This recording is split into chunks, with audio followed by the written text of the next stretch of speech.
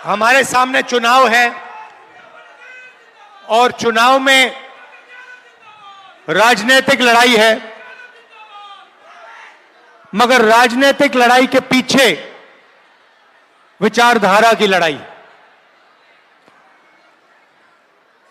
Congress party और India गठबंधन, ये जो अंबेडकर जी का संविधान है, इसको आप अच्छी तरह देखिए।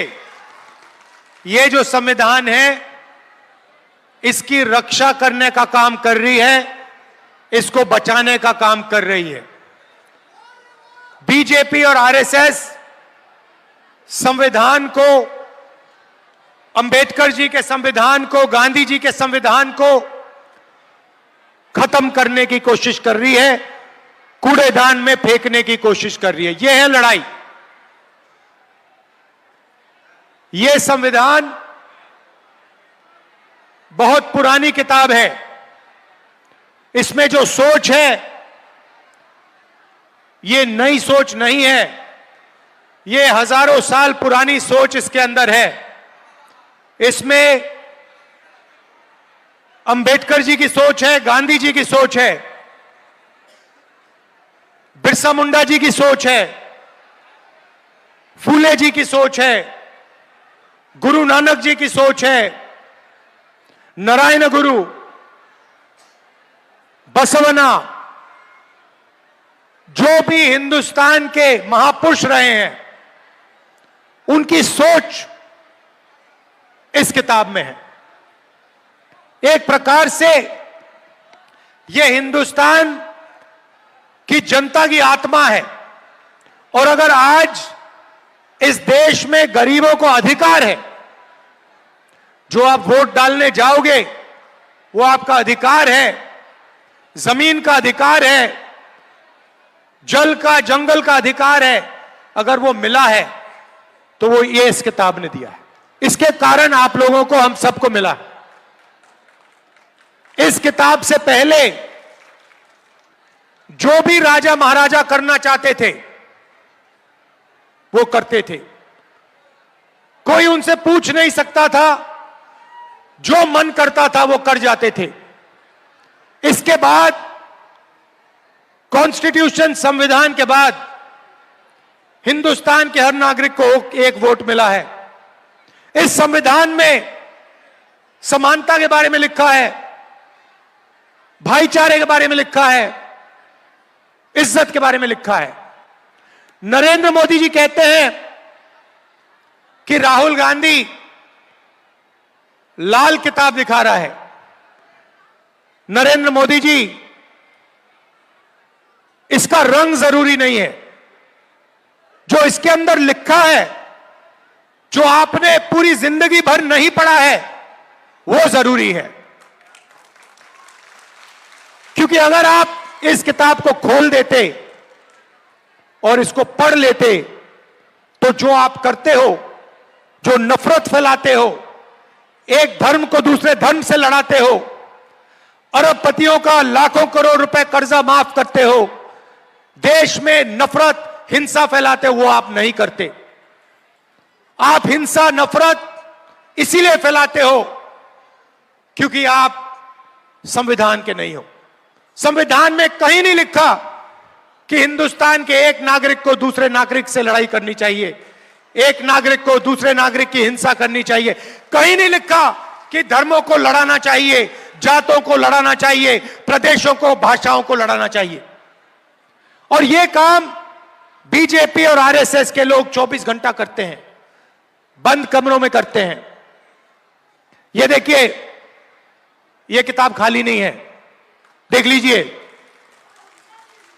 इस किताब में हिंदुस्तान की हिस्ट्री है, हिंदुस्तान का इतिहास है, भारत की आत्मा है, किसानों के सपने हैं, मजदूरों के सपने हैं, दलितों की रिस्पेक्ट है, पिछड़ों की भागीदारी है, सब कुछ इस किताब में है।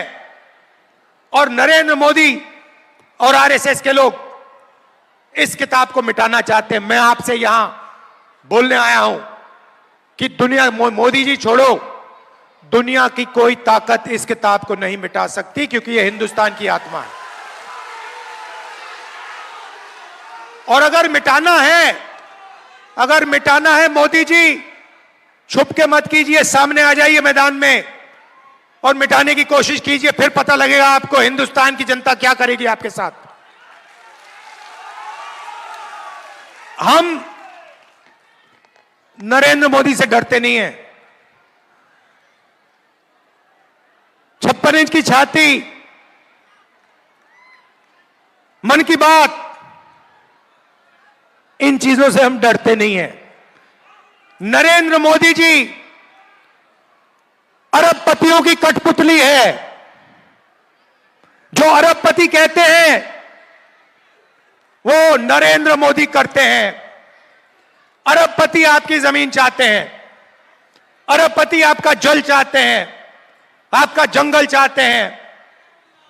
नरेंद्र मोदी आपको मन की बात सुनाएंगे, फिर अंबानी जी की शादी में चले जाएंगे।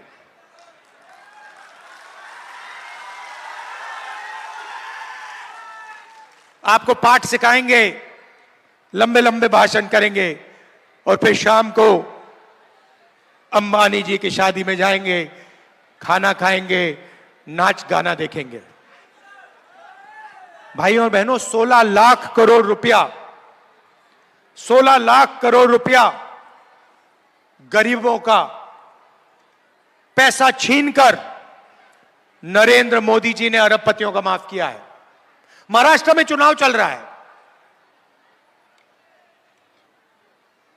वहां पे बंबई में जमीन है, धारावी में जमीन है, 1 लाख करोड़ रुपए की जमीन है। बंबई की जमीन, देश की सबसे महंगी जमीन। नरेंद्र मोदी जी और महाराष्ट्र की सरकार वो जमीन अदानी जी को देने की कोशिश कर रहे हैं।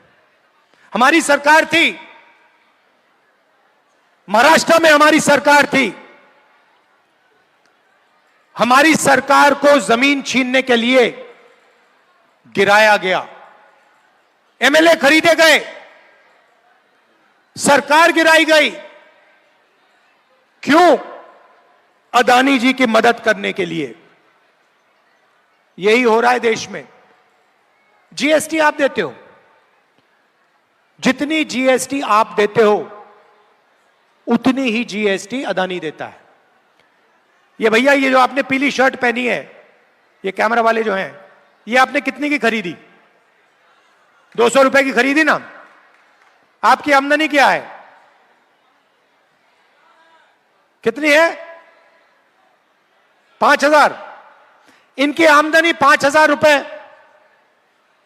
10,000 रुपए और 18% जीएसटी इन्होंने इस शर्ट पे दी है। अदानी की आमदनी लाखों करोड़ रुपए, अगर वही यही पीली शर्ट खरीदेगा तो वो भी 15% जीएसटी देगा। मतलब जितनी आप देते हो उतनी वो देता है। शर्ट आप खरीदोगे, पैंट आप खरीदोगे, जितनी जीएसटी आपके जेब से निकलेगी उतनी उससे निकलेगी।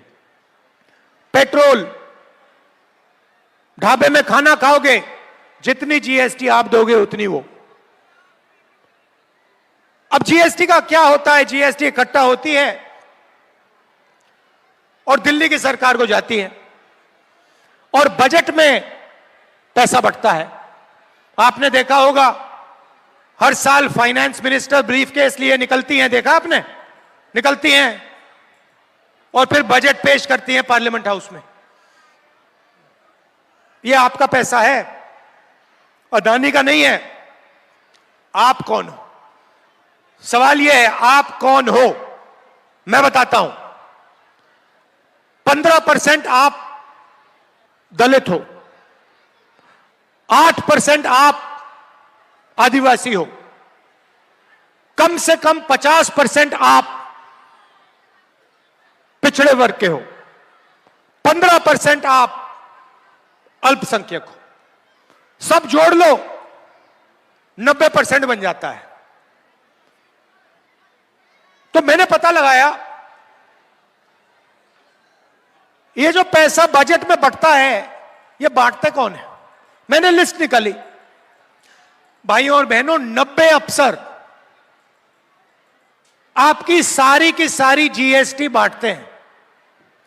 वो निर्णय लेते हैं बजट में पैसा कहां जाएगा, झारखंड में कितना आएगा, रेलवे में कितना जाएगा, स्वास्थ्य में कितना जाएगा, शिक्षा में कितना जाएगा, सड़कों में कितना जाएगा, सारे के सारे निर्णय वो लेते हैं। आदिवासी दलितों को कितना मिलेगा, सारे निर्णय 90 लोग लेते हैं। भाइयों और बहनों, 90 लोगों में से एक आदिवासी है। आपकी आबादी 8%, आपकी भागीदारी 100 रुपए में से 10 पैसे, मतलब आदिवासी अफसर अगर बजट में 100 रुपए खर्च होता है, आदिवासी अफसर 10 पैसे का निर्णय लेता है। आबादी 8%, भागीदारी 100 रुपए में से 10 पैसे आदिवासियों की। चलिए दलितों की बात करते हैं। 15% आपकी आबादी हिंदुस्तान में, आपके 90 में से 3 अफसर हैं और उनकी भागीदारी, अगर हिंदुस्तान के बजट में 100 रुपए खर्च होते हैं तो दलित अफसर 1 रुपया का निर्णय लेते हैं। आपकी आबादी 15%, आपकी हिस्सेदारी 100 रुपए में से 1 रुपया। और पिछड़ों की बात करें तो कम से कम आपकी आबादी 50% है। 55 भी हो सकती है, 60 भी हो सकती है, मगर कम से कम 50 है। कोई जानता नहीं है क्योंकि जाति जनगणना नहीं हुआ आज तक। और आप 90 में से 3, 90 में से 3 अफसर पिछड़े वर्ग के हैं, उनको पीछे बैठा रखा है।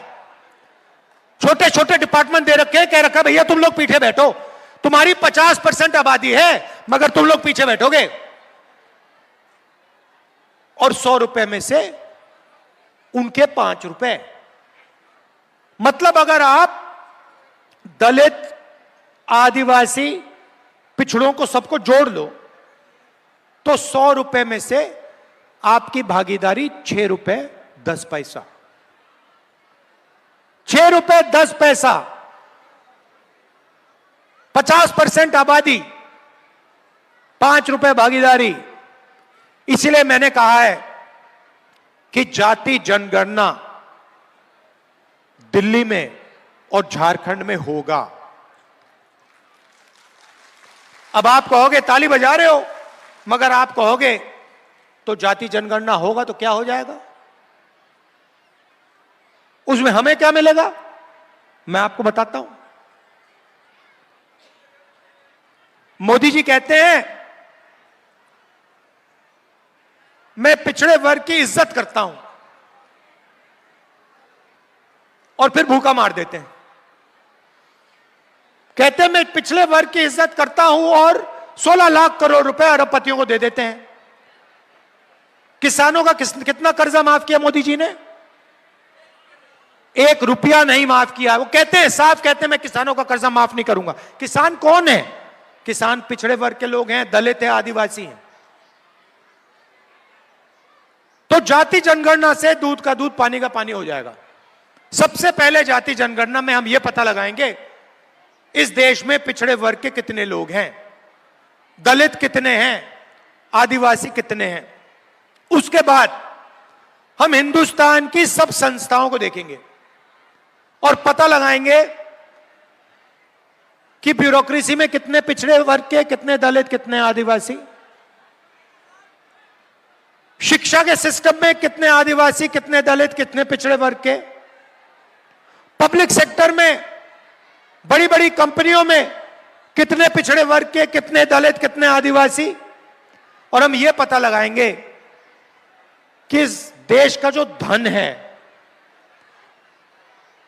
उसमें कितना धन दलितों के हाथ में है, कितना आदिवासियों के हाथ में है, कितना पिछड़ों के हाथ में है, कितना माइनॉरिटीज के हाथ में और कितना गरीब जनरल कास्ट के हाथ में है। उस दिन के बाद एक नई राजनीति शुरू होगी, क्योंकि आपको देश की सच्चाई आपके सामने दिखाई दे जाएगी। आज अगर मैं आपसे पूछूं कि भैया हिंदुस्तान की सबसे बड़ी कंपनियों में दलित कितने, आपका क्या जवाब है? एक भी नहीं। ये मीडिया वाले बैठे हैं, ये 24 घंटा भाषण देते हैं, देखा आपने इनको टीवी पे, देखा ना? ये कभी किसान की बात करते हैं, मजदूर की बात करते हैं, बेरोजगारी की बात करते हैं? आपके नहीं है ये लोग, ये आपके नहीं है, अदानी के हैं, ये अंबानी के, अरबपतियों के हैं। ये देखो, जनता जानती है।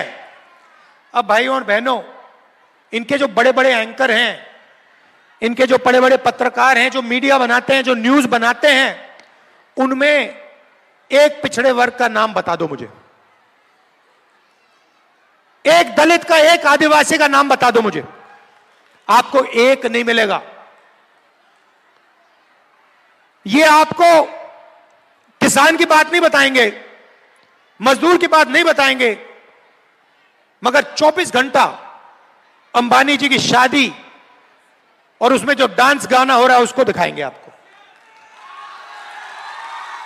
कहेंगे, बताएंगे आपको, बताएंगे देखो देखो नरेंद्र मोदी जी ने आपका कितना पैसा अंबानी को दिया है, देखो देखो 8 करोड़ रुपए की घड़ी पहना है, देखो भैया 10 करोड़ की गाड़ी चल रही है।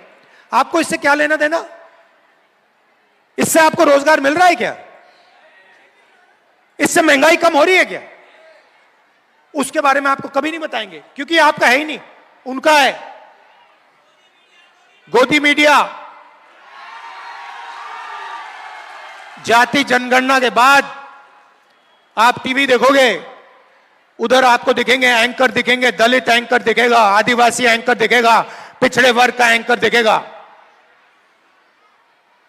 क्रांतिकारी निर्णय है ये जाति जनगणना का, देश का चेहरा बदल जाएगा। जो दलितों की, आदिवासियों की, पिछड़े वर्ग की, गरीब जनरल कास्ट की असली शक्ति है वो सामने आएगी, सच्चाई सामने आएगी। इसलिए मैंने मोदी जी के सामने कह दिया, आपको करना है आपको करना है, नहीं करना मैं नहीं जानता, मुझे कोई फर्क नहीं पड़ता, मगर लोकसभा में कांग्रेस पार्टी की सरकार जाति जनगणना देश को करके दिखाएगी। और ये जो 50% की रिजर्वेशन की दीवार बना रखी है, इसको हम तोड़ के दिखाएंगे। झारखंड में हमने निर्णय ले लिया है, झारखंड में बीजेपी ने पिछड़े वर्ग का रिजर्वेशन 27% से 14% कर दिया था। मोदी जी भाषण देते हैं मैं पिछड़े वर्ग का हूं, और फिर आपकी रिजर्वेशन को 27% से 14% कर दिया। आपकी जमीन छीन ली, नोटबंदी करके जीएसटी देके आपको बेरोजगार बना दिया। झारखंड में हमने निर्णय लिया है, एसटी का रिजर्वेशन 26% से 28% जाएगा, एससी का रिजर्वेशन 10% से 12% जाएगा, और पिछड़ों का रिजर्वेशन 14% से 27% जाएगा। मोदी जी आपको जो करना है कर दो। ये जो 50% की दीवार है, इसको हम झारखंड में तोड़ेंगे और फिर जाके दिल्ली में तोड़ेंगे।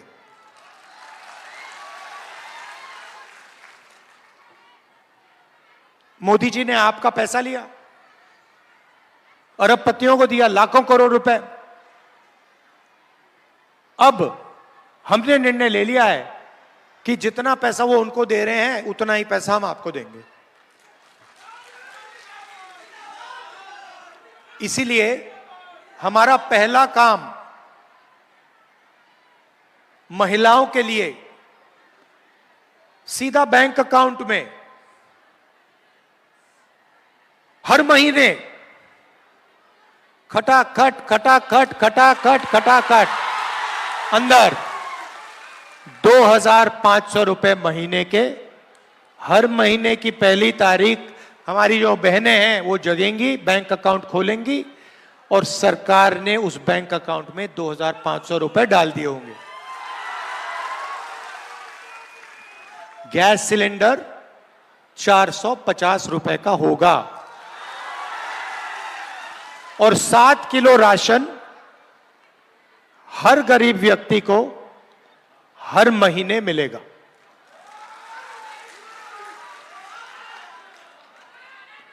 किसानों के लिए धान की एमएसपी मिनिमम सपोर्ट प्राइस 3,200 रुपए प्रति क्विंटल होगी।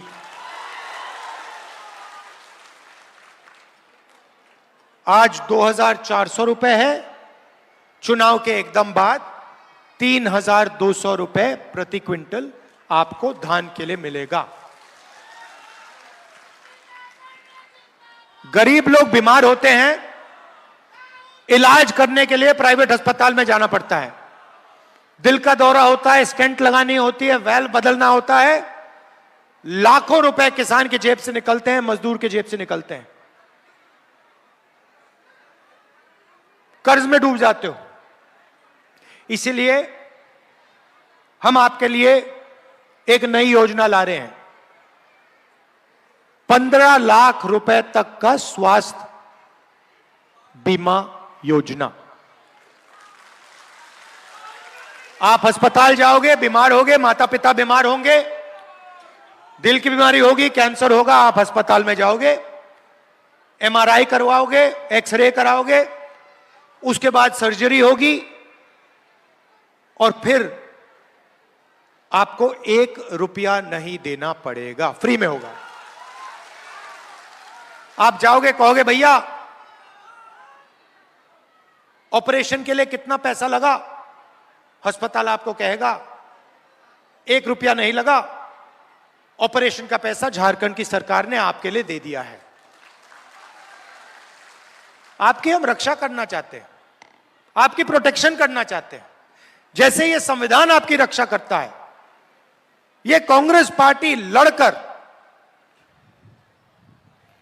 हम ये लाए हैं, आपके साथ मिलकर हमने लड़ाई लड़ी और ये लाए, और हम आपकी रक्षा करना चाहते हैं। और हम चाहते हैं कि ये देश सबका हो, सिर्फ अरबपतियों का नहीं, गरीब से गरीब व्यक्ति को भी इस देश में शांति से, प्यार से जीने का मौका मिलना चाहिए। किसान की रिस्पेक्ट होनी चाहिए, उसको सही दाम मिलना चाहिए। नरेंद्र मोदी जी ने बेरोजगारी की लाइन लगा दी। हर प्रदेश में जहां भी आप जाओगे बेरोजगारी, नोटबंदी कर दी, गलत जीएसटी लागू कर दी। जीएसटी से फायदा अरबपतियों को होता है, टैक्स आप भरते हो, पैसा उनकी जेब में जाता है, पेट्रोल आप लेते हो, पैसा उनकी जेब में जाता है। नोटबंदी ने सारे के सारे छोटे बिजनेस वालों को खत्म कर दिया, रास्ता साफ कर दिया अदानी अंबानी के लिए, तो रोजगार उन्होंने खत्म कर दिया। और इसीलिए झारखंड की सरकार अगले 5 साल में 10 लाख युवाओं को रोजगार देने की पूरी कोशिश करेगी। हर डिस्ट्रिक्ट में रोजगार पैदा करने के लिए 500 एकड़ का इंडस्ट्रियल पार्क खोलेगी और डिग्री कॉलेज और प्रोफेशनल कॉलेज हर ब्लॉक में, डिग्री कॉलेज ब्लॉक में और प्रोफेशनल कॉलेज डिस्ट्रिक्ट में युवाओं के लिए हम खोलने का काम करेंगे। अंत में भाइयों और बहनों, संविधान की लड़ाई है। हमने नारा दिया था और आप इस नारे को गहराई से समझ जाओगे। भारत जोड़ो यात्रा में मैंने कहा था 4000 किलोमीटर चले, उस यात्रा में मैंने नारा एक ही दिया, मैंने नहीं दिया, जनता ने दिया, नफरत के बाजार में मोहब्बत की दुकान खोलनी है। हमारी मोहब्बत की दुकान है, उनका नफरत का बाजार है और नफरत को नफरत कभी नहीं काट सकती। नफरत को सिर्फ मोहब्बत ही काट सकती है और हमने दिखाया कि मोहब्बत के साथ हम बीजेपी के धन को, उनकी नफरत को, उनकी हिंसा को काट सकते हैं, खत्म कर सकते हैं। यह मैं आपको कहना चाहता हूं। आप कांग्रेस पार्टी के कार्यकर्ता हो, हमारी रीढ़ की हड्डी हो, आप हर रोज इसको बचाने की कोशिश करते हो, आरएसएस और बीजेपी से लड़ते हो, उनकी विचारधारा से लड़ते हो। इसके लिए मैं आपको दिल से धन्यवाद करना चाहता हूं। और आप यहां आए, आप आए। एक आखिरी बात याद रखिए, झारखंड में आपने अपना चीफ मिनिस्टर चुना। सोरेन जी आदिवासी वर्ग के हैं, उनको बीजेपी और आरएसएस ने जेल में डाला है। आप सोचिए, जिनको आपने चुना उनको बीजेपी और आरएसएस ने जेल में डाला।